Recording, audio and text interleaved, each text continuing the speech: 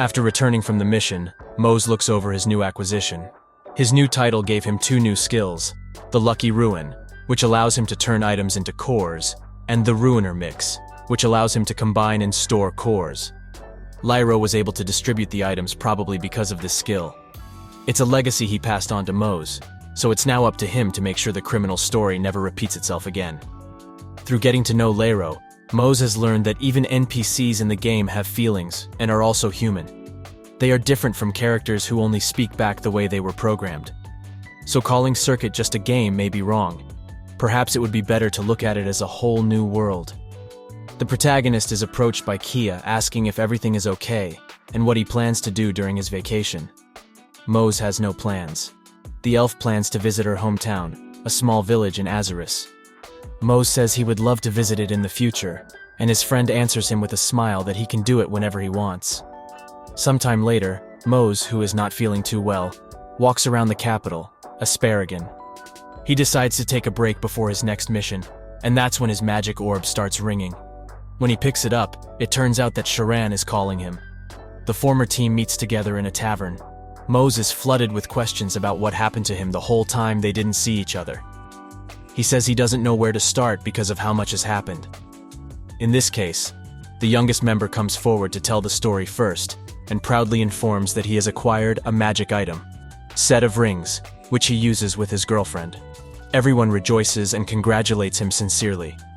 Sharon says that the girl is an elf, and Mose is shocked because it's the first time he's heard of a player's relationship with a game character. Although Mose has already understood that game characters are no different from real people. In this game, people make their dreams come true. But even then, he was still surprised by Guile's words. This must mean that he still doesn't fully understand this concept yet. Guile turns to Mose and asks if he could address him informally, and thanks him for making him rich during the troll raid and paying for his studies. He was also able to start earning a lot more thanks to him. Mose says that's not true because if the boy wasn't on the team, he would be in a much more dangerous situation himself. Sharon says that Mose is the reason why the team gathers sometimes, because if it weren't for him, everyone would then be victimized by the guild leader of Silver. Rumors have spread about players who fell into this trap and had to quit the game. They also say that if it wasn't for Mose, they wouldn't have been able to defeat the terrifyingly strong boss at the time. At this point, Mose thinks with gratitude about Lyro, who gave him a chance, and because of that, he now can give opportunities to others. Sharon boasts about the fact that she quit her job because she wanted to focus more on the game.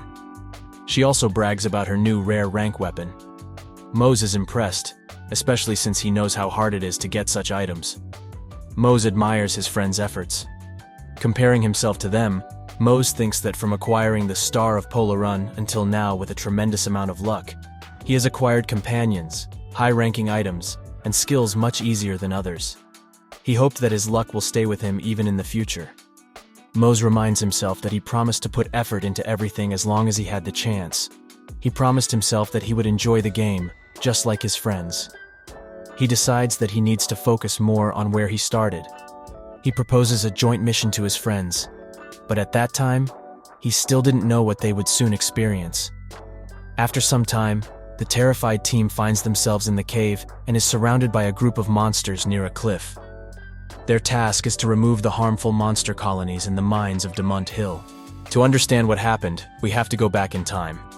The team travels by coach through the mountains and discusses the task, which is to destroy the colony of Kamuds, whose further spread could threaten to collapse the mines.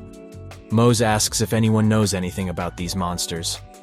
Guile found information in the book that it's a species belonging to the family of deep mountain monsters, and lives in herds of about a dozen. The task is to destroy the entire colony, and the task is marked with the rank of a wyvern, which means there could be even more than 500, which of course stresses Guile out.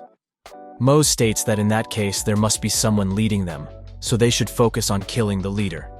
The tank agrees with him, pointing out that the leader is usually in the rear watching the battle, so to reach him, they need to occupy favorable terrain in advance. The team divides their tasks. Sharon will go to the high ground and learn the topography of the area. Guile will assist Mose with magic, while the tanks will focus on defense. Mose is surprised that everything is focused around him. Sharon explains that this is because he is the main factor in their mission, and Guile stresses that this is the only way their plan can succeed.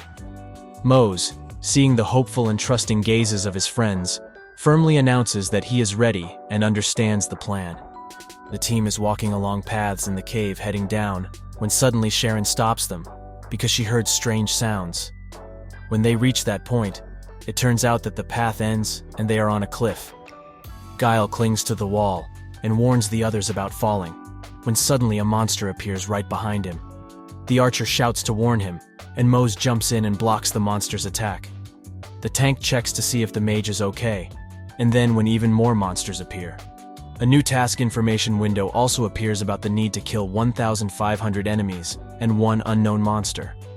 Guile is frightened by this amount, and Sharon tells him to get a grip and return to his position. He is attacked by monsters not allowing him to pass, but he is helped by a shield man blocking the enemies. The monsters are too many, and the player's difficult position prevents them from acting as planned. Guile turns his attention to Sharon, who has been isolated from them, making it very difficult for them to help her. Mose calls out to her to head in their direction, and he himself also begins to clear the passage. With this, Sharon finally manages to join the rest of the team. There are so many monsters that it will be hard to fight them off one by one. The archer tells Guile to pick up the pace, but the man is simply too scared. The plan has failed, however. The team can't give up like this, and they have to try something, especially since they have to at least discover who the mysterious leader might be. Mose wonders what he can do, and that's when his best skill, Atoria's Stigma, kicks in, while activating a catastrophic flame, the Solar Storm skill. The tank says he'll shield them, but is interrupted by the swordsman saying he'll take care of it. The monsters throw themselves at Mose, crushing him. The tank is terrified that something has happened to him, but then, there is an explosion so powerful that he has to hide from it behind his shield. He is shocked when Mose emerges from the remains of the monsters. The hero has killed more than 400 monsters in one go. The fight goes on. Mose's flames spread all around, and the number of defeated monsters quickly increases. The others are greatly impressed by their friend's strength. Sharon was aware of his strength, but she didn't think Mose was that powerful.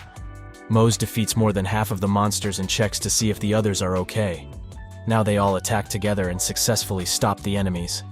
The hero recalls the old days and really enjoys the fight. Suddenly, a task message appears informing them that they have reached the final boss. Sharon tells them to look in the middle of the horde. There they find a person sitting among the monsters. A mysterious stranger approaches them and speaks up pleased to see another person. Mose asks the stranger who he is, and the man, even more pleased, calls himself a fell person. Mose can't understand what this is supposed to mean. The man explains to him that it is because of the hump on his back. It was because of it that his mother, when he was still a child, threw him off a cliff. Everyone is shocked by the story. Mose asks if there are more people like him. The man says there are, but after a moment adds that everyone else has already become bones. The man points out that the group looks like his parents, and asks whom they intend to abandon. Angry Guile says they aren't here for that, but the boy doesn't believe them, and is offended by the fact that they killed his friends. The monsters took care of him when he was abandoned, and he taught them how to live together. For this, they are to fulfill his wish, which is to get rid of the hole leading to the cave. The team tries to explain to him that he can't do it because the whole village will die because of it. However, the man says that it doesn't matter because, by the king's order, the dead disabled outnumber the people living in the village. It turns out that the ruler of the village blackmails the parents of children with defects and orders them to get rid of them under threat of death. The heroes are shocked to hear about such a sick situation. They can't understand the fact that parents can be ordered to abandon their own children just to make the village look better. They are filled with rage, and now understand why people in the village looked strange. The stranger threatens that if they disturb him, he will get very angry. The team, no matter how high the reward, isn't happy with the way things are. Mose realizes that a mission in which they have to choose what will be better is a new experience for his friends. The team discusses what they should do. They decide to try to convince the boy. Mose approaches him and apologizes for killing his friends. He explains that despite that he can't destroy the village because by doing so, his mother might die too. He promises that they will talk to the evil lord and see to it that no child is ever dropped again. These words please the orphaned child, who doesn't want anyone to get hurt. Mose also says that in return he must leave the place with his friends, so that he can help other orphaned children. The boy agrees if Mose makes him a promise, which he does without hesitation. The swordsman stands up and announces that he would like to make a proposal. After some time, Mose is sitting in the tavern near the Castle de Mont and talks through a crystal ball. He says he has a mission he would like to entrust to the person he is talking to. The client is to be named Maxime. At the same time, in the cave, the man checks how the team has accomplished its task. Since there is no trace of any monster, and the task was correctly completed, the team gets an additional 6,000 gold. The friends now decide to go to de Mont Castle. Guile wonders if Mose, who isn't with them now, is also doing well. 2 hours earlier, the team had agreed that they wanted both revenge on the village ruler and a reward. Mose suggested a way out of the situation using the freedom of gameplay that Circuit provides. That way, anything they can imagine can happen within the confines of the game's rules. Since the goal of the task was to get rid of the monsters, then their voluntary departure from the mine also counts. In that case, if everything goes according to the swordsman's plan, then they will succeed in achieving both goals. 2 masked figures enter the village, and rumors spread among the residents. One of the arrivals calls for the lord of the village and says that she has come here to investigate his evil doings. This situation is looked at by a satisfied Mose, and the masked figure turns out to be Kia. The confident lord of the village appears, clearly surprised by the visit of the noble guests. The man drops to the ground in front of the second hooded figure, asking to be heard. He speaks of his daughter possessing the most beautiful eyes he has ever seen. However, because of his unwillingness to abandon her because of her disability, he was threatened with death. The man judges that in that case he doesn't need to look for evidence anymore and shows his face. The man turns out to be a member of the Order of Holy Knights higher. The lord of the village says that there is no one more dedicated to the homeland than he is, and that it's the good soldiers who make a good country, while those cursed from birth have no place here. The official's words arouse bitterness. The Lord explains his actions driven by this philosophy, and says that the rules of the territory cannot be ignored unless the Emperor himself decides so. However, the knight points out one problem, and that is, he didn't come here to stop how he treats people. He came here having heard a rumor about a mission reported by the Information Guild, and the purpose of this mission is to take revenge on a particular lord. The official is outraged by the fact that someone would dare to want to hurt him, and orders everyone to be arrested. Hire asks Larry how he dares to do this in front of him, in front of the knight that serves the Saintess. According to the law established by the Saintess, everything he said testifies against him. He says that people like him are only poisoning the continent. The lord of the castle continues to try to defend himself, which enrages the knight even more. But he immediately calms down, saying that since this is not his mission, he won't interfere. Shocked, Larry feels that something strange is happening around him, and before he has time to react in any way, Kia decapitates him. The residents are shocked and immediately start celebrating the fact that they are finally free. At this point, the task is completed, as the last boss of the mission was in fact the Lord of de Mont Castle. The friends rejoice at the completed mission, and the fact that Mose was right. Sharon shows the hero a letter to him from an abandoned child, which she found in the mine. The letter is clumsily written and has pictures. The sender thanks him and writes that they left the mines as promised. He also asks Mose to go down once more and check out the large ship that is there. His reading of the letter is interrupted by Kea. She reproaches him for how long a journey she had to make to get to this place. While the girl complains, Mose is happy to see his friend. He was already missing her, which confuses her slightly. They all hang out together in the tavern and talk. Sharon asks Kea what kind of relationship she has with Mose, to which she replies that they are co-workers, which makes the man, who thought he would be considered someone more special, uncomfortable. He remembers the underground of the mine, which he must visit before he leaves. Walking through the cave, he notices that it's much cleaner, and wonders if it's due to completing the mission. When he reaches the place from the letter, a huge ship emerges from under the water. A message appears in front of Mose saying that he can use his skill and turn the ship of the ruler of heaven into a core. Mose does so without a second thought. A blinding flash appears, and then a blue core appears in the hero's hands. The item has a legendary rank. While leaving the cave, Mose gets surprised by someone. It turns out to be Hire, who is impressed, saying that this is the first time he has met the same immortal so often. Mose says that he didn't expect the knight to show up either, to which the man replies that the order has been watching the village for some time. Mose asks if the man intends to punish Kia for what she did, since according to the Order's fundamental principles, it is a sin. Hire agrees with him, but emphasizes the fact that he is also a human. The hero doesn't understand since Hire is just a game character, but the knight explains that he has a great hatred for those who control people through fear and terror. So he wanted to show gratitude to Mose. Hire leaves, and the swordsman reflects on his words. Kea, after yesterday's meeting, doesn't feel very well due to having drunk too much, but she is happy that she was able to make new friends. Mose is also happy that his friends got along. Kia tells the protagonist that she likes the players because the players don't have biases in the game and don't judge her based on her race. She says she values and likes Mose for just that, and her words move the hero. The swordsmen go down for a meal. The friends ask Mose what he plans to do now. He replies that he plans to look for another assignment and asks if the others would like to join him. The team eagerly agrees and is immediately ready for more adventures. Kia approaches Mose and asks where he plans to go this time. The hero says he has no specific destination, to which Kia seems saddened.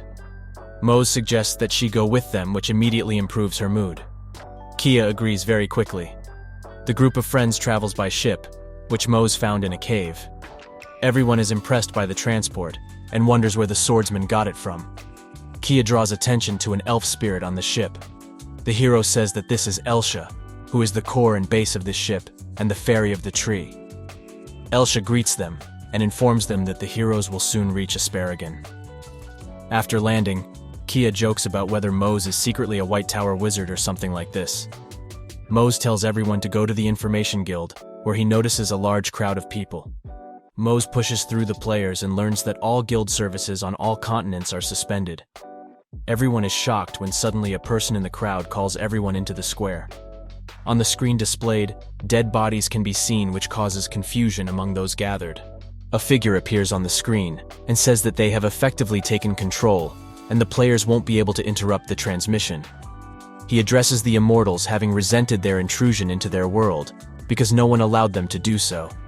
He furiously lists his grievances with the players and says they have no intention of just watching them conquer their world. He shows the execution of defenseless people, which moves Mose considerably. The figure finally introduces himself as Lydorn, Prince of Logis, and declares war against the immortals, meaning all the players. This event activates a joint S-rank task on a very large scale. After yesterday's events, there was panic on the circuit websites. Many players considered it a mere event, but also many expressed their concern. A lot of people also sympathized with Lydorn. Players began to quickly seek partners for the mission, with nearly 1 million players coming together to defeat Lydorn. Mose is traveling on his ship. He is gazing out the window when Kia brings him tea. The hero asks his friend what she thinks about recent events.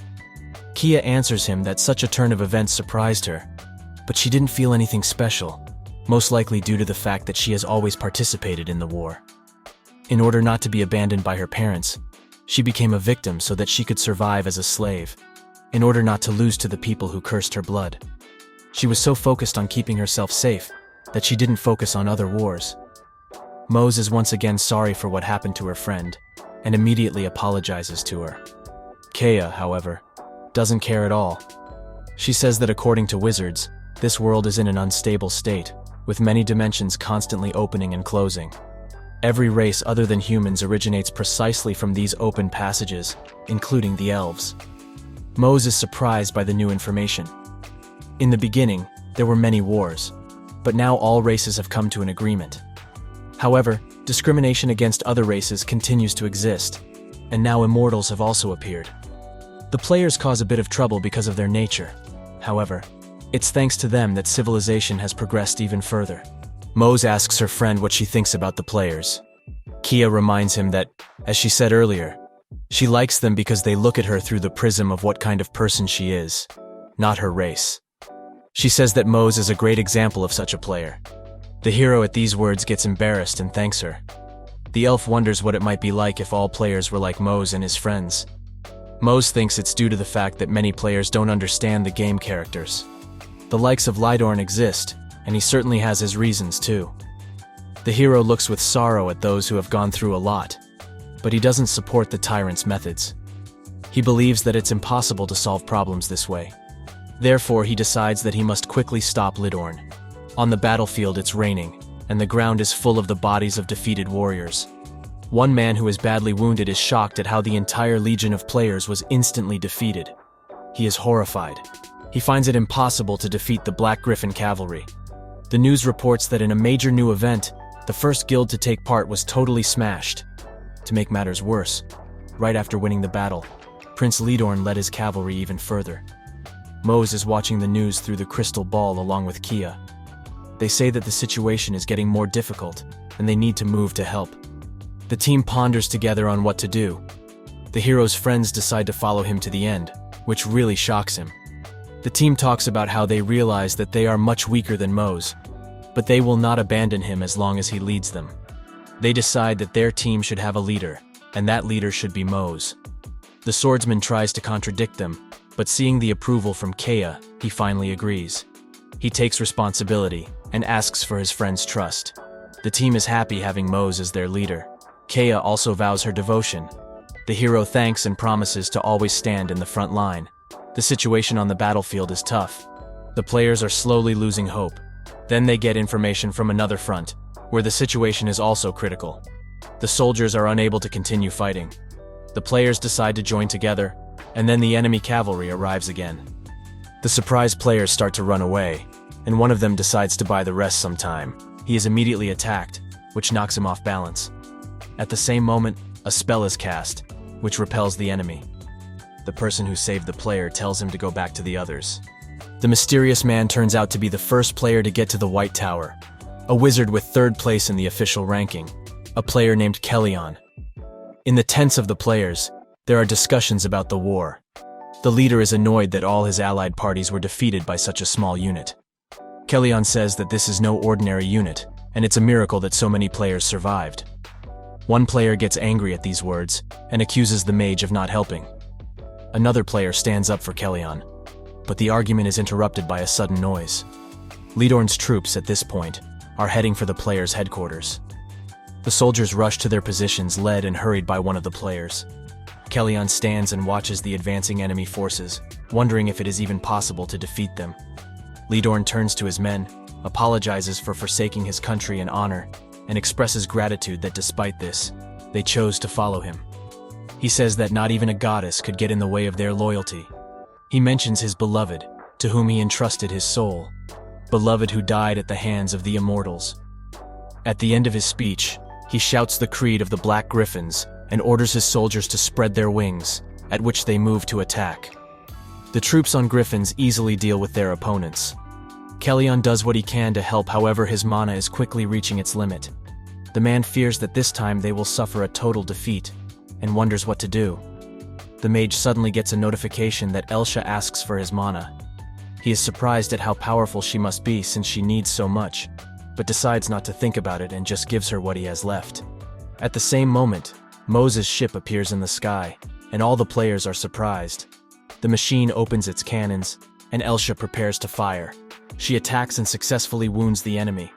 All the players are increasingly surprised. They have no idea who is helping them.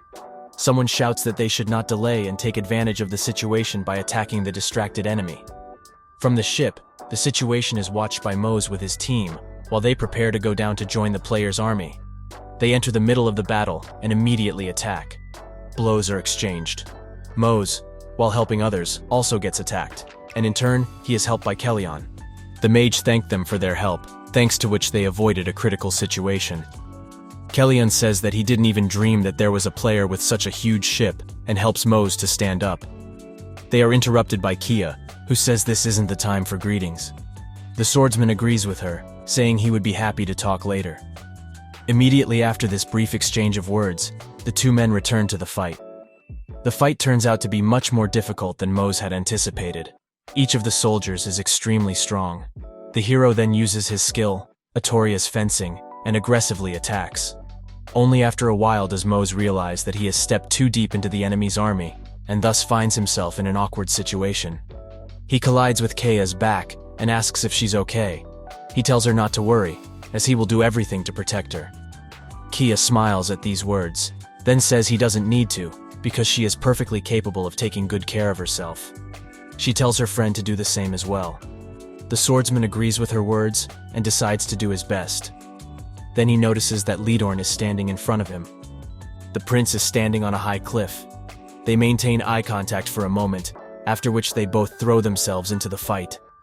The hero stops his opponent's attack, but is unable to hold it for too long. He jumps off and falls to the ground, having been affected by the stun effect. He is dizzy, when at the same moment Lydorn appears right in front of him with the intention of dealing the final blow. Mose is protected with a shield by his friend, which enrages the prince. He asks how dare he get in his way, and if he knows why he has the nickname White Wolf of Logis.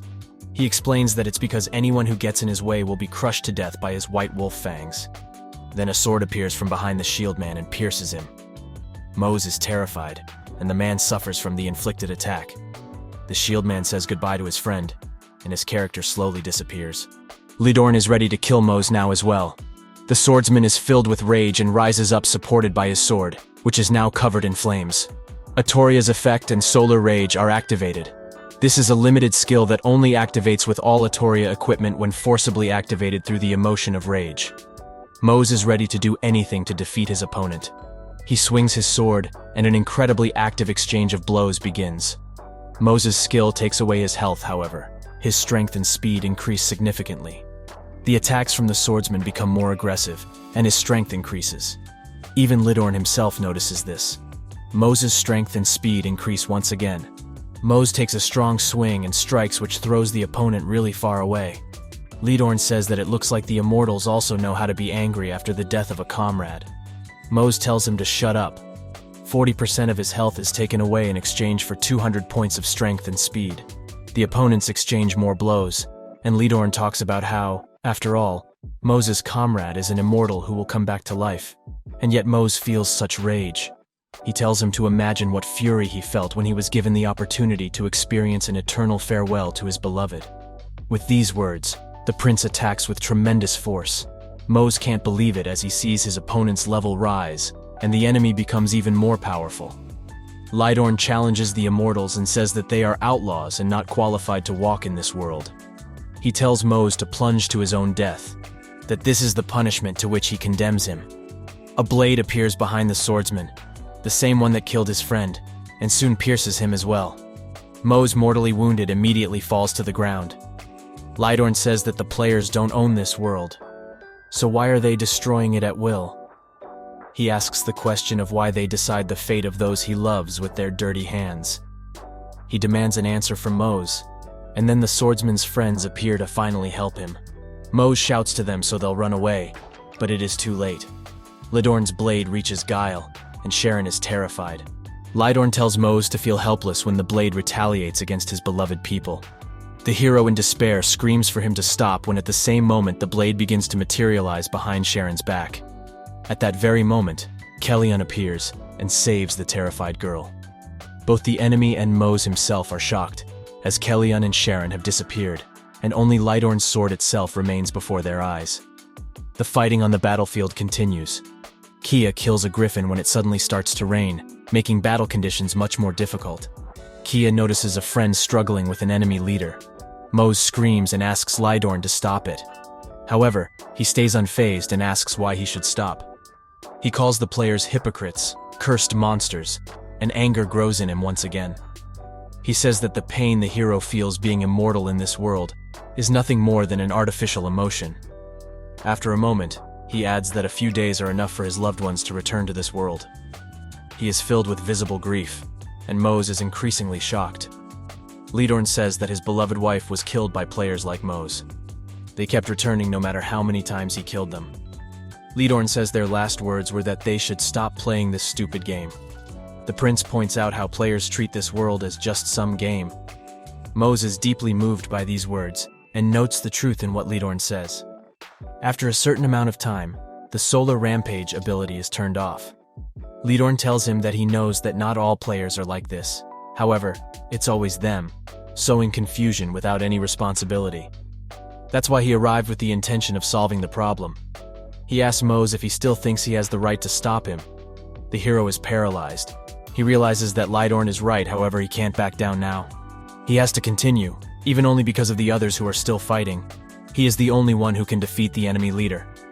Lydorn throws himself at Mose to attack while exposing himself, and the hero wants to use this to attack him. This turns out to be a fake, and a spectral blade once again appears behind Mose. The sword attacks again, and the swordsman has only 20% of health points left. Mose falls down, feeling that this could be his end. Then he hears Kia calling out to him and sees her running. Lydorn points out that she is not one of the immortals. A terrified Mose, who is also well aware of this, tells his friend to run away. Lydorn also turns to the girl, asking if she knows the player, and if she would be able to sacrifice her irreplaceable life for the sake of this immortal. Mose further tries to stop his friend, however. She answers the question, saying that the player is someone precious in her heart. Even if he is immortal, she can't let his eyes close even for a moment. She says she is ready to put her life on the line on his behalf, and other things don't matter. Lydorn doesn't understand Kia's attitude. The elven girl adds that she also doesn't judge what the prince plans to achieve. She challenges him to a duel, which he accepts. A blade appears behind the girl immediately, seeing that Mose throws his own sword, and because of that, he saves his friend's life. Lydorn is shocked at how he dares to even interfere. The hero summons Sharma as the prince approaches him, and the weapon while appearing pierces Lydorn's chest. Mose is sure he has won, but the prince says it's not over. He says that he is the spark that ignited the small fire. Lydorn says he has done his job, and soon other sparks will revive the flames of conflict. Eventually, with these words, he dies. The mission is completed with the defeat of the enemy leader, and the player's level increases. The hero seems to slowly process the recent events, after which he throws himself at Kia, asking why she did such a thing. He is shaken, and doesn't know what he would have done if his friend had died. Kia replies that it had to be done to defeat Lydorn, and hugs her friend. Mose asks that the woman never do such a thing again. The elf agrees, and tells him to pray for the peace of the souls of the defeated. The swordsmen continue in an embrace amidst the rain. Lydorn's shocking story has caused many changes in Circuit. Groups against the players began to form in the Logis Empire and neighboring countries. These were people who banded together to do Lydorn's will, and innocent players suffered again. Meanwhile, the White Tower announced the Stigma of Magic, which allows everyone to identify the troll players. The Information Guild set a bounty on such players, and both players and game characters began to hunt them down. Mose reviews the news. His ship has become popular on various websites, which has made it much more difficult to navigate. People continue to discuss whether the Sky Ruler character is a player or a game character, but just in case, Mose decides to be careful. After the fight with Lydorn, Mose wasn't feeling well. Kia helped him a lot to get back together, and suggested that he visit her hometown with her. That is why they are now heading to Azarus. Elsha informs Mose that preparations for his training are complete. So he goes down to the training room, and the spirit casts strengthening and protective spells on the walls of the ship. The swordsman gets ready, and summons the Sharma in his left hand and the Lydorn's sword in his right. This is his second engraved sword, Korma, the sword that killed his friends. This sword also has a legendary rank. With it, he also gained a new skill. Together, the two swords create an effect that allows him to throw blades with just a few commands. This will allow the hero to attack from a distance. However, there is one problem. The swords thrown by Mose return to him. He catches Sharma, and after a while, also Korma. However, shortly after that, he falls over. The swordsman isn't able to fully control the swords. He feels frustrated by this, and is afraid that because of this, he won't be able to protect his friends, even though they put so much faith in him. He fears that he will lose everyone because of this, which makes him feel motivated to become even stronger. He gets up with the intention of training until he can grab his swords. Mose leaves the room battered and tired from his training. He notices Kia waiting for him. The girl gives him clothes to change into. It is a high-class linen shirt from Azarus. Kia says he should wash and wear these clothes because it's something worn in her hometown. Mose thanks her and goes to get ready. All the while, he thinks about how he must become stronger to defend his loved ones. Two men are talking in the darkness. One of them asks if the other has brought the thing, to which the latter replies that he did, addressing the first man as the director. The thing was acquired the same day and is still warm. The director is excited. Holding a small ball in his hand, he says that this is the reason he can't stop playing Circuit. Mose is impressed by the free city, Azarus, and especially by the size of the buildings in its center. Kia explains that the White Tower, the Alchemists of Ruse, and the Secret Servants of the Empire, all of these organizations experimented on this land without restriction. After these experiments, the environment became hideous. It was impossible for life to thrive there. However, Geisa, the sage of the elves, gave the blessing to this land in exchange for his soul. This is how the city of Azarus was founded.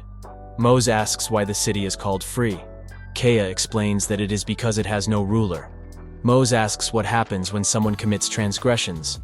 The girl answers that then the representatives of each race, elders of Azarus, gather for a trial. That's why you can hear many different opinions in this city. Mose is fascinated. Some time ago he played this game just to be able to make money, and now he was given the opportunity to experience what he completely didn't deserve. He met his first friends and tried playing in a team. He joined the swordsmen and began to form important relationships with people.